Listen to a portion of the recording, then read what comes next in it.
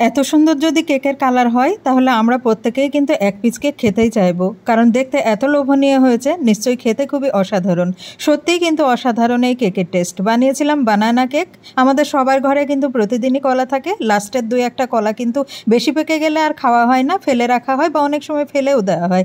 আজকের পর থেকে আর কলা ফেলে দেওয়ার কোনো চিন্তা করবেন না, কলা বেশি পেকে গেলেই কিন্তু এই অসাধারণ স্বাদের কেকটা বানিয়ে নেবেন। আজকের কেকের জন্য আমি 2টা কলা নিয়েছি, সাগর কলা নিয়েছি, যে কোনো কলা নিলেই হবে, আর নিয়েছি 2টা ডিম।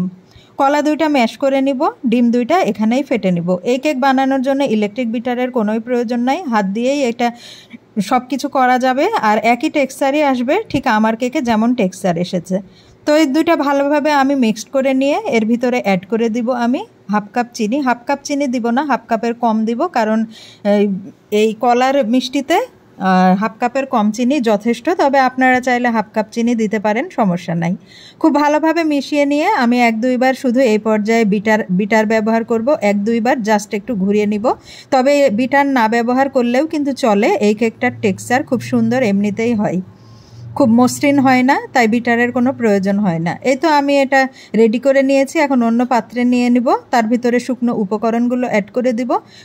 শুকনো উপকরণের মধ্যে নিব আমি 1 কাপ ময়দা, আর হাফ চা চামচ নিব বেকিং পাউডার, 1/4 চা চামচ নিব বেকিং সোডা, 1/4 চা চামচ নিব লবণ, আর এখানে আমি আগে থেকে দারচিনি গুঁড়া করে রেখেছিলাম, দারচিনির গুঁড়া ব্যবহার করব এখানে হাফ চা চামচ। কেউ চাইলে একটু বেশিও দিতে পারেন, তবে অবশ্যই দিবেন। এই বানানা কেকের সাথে এই সিনামন পাউডারের ফ্লেভারটা কিন্তু অসাধারণ লাগে, তাই এটা স্কিপ করবেন না, এটার জন্য কেকের কালারটা ডার্ক হয়, দেখতে ভালো লাগে। আর এই পর্যায়ে মিশিয়ে দিব এর সাথে আমি 1/3 কাপ সয়াবিন তেল। আপনারা চাইলে বাটারও ব্যবহার করতে পারেন। তারপরে প্যানটা আমি রেডি করে নিয়েছি, ওভেনটা প্রিহিট দিয়েছি 180 ডিগ্রিতে, আমি 45 মিনিটের জন্য দিয়ে দেব। টেক্সচারটা দেখেন এরকম হবে, না বেশি পাতলা আর না অনেক বেশি ঘন। আপনারা এই পর্যায়ে যারা চুলাতে কেক করে অভ্যস্ত, অবশ্যই চুলায় প্যানে দিয়ে দিবেন, 1 ঘন্টা সময় দিবেন। বানানা কেক একটু সময় লাগে বেশি, যেহেতু ব্যাটারটার ঘনত্ব বেশি হয়। এই তো 45 মিনিট পর আমার কেক একদম রেডি। দেখেন কালার দেখে কি অসাধারণ লাগছে, মনে হচ্ছে যে কাটবই না। তবে শুধু কালার না, খেতেও কিন্তু খুবই মজার। এই কেকটা আপনারা যদি একদিন খান তাহলে নর্মালি যে পাউন্ড কেক আমরা বানাই সেটা কিন্তু খেতে চাইবেন না, কারণ এটা অসাধারণ একটা টেস্ট। কলার কোনো এক্সট্রা গন্ধ থাকে না, ভ্যানিলা এসেন্স ব্যবহার করা হয় না, তারপরেও কিন্তু অসাধারণ একটা ফ্লেভার আসে সিনামনের জন্য।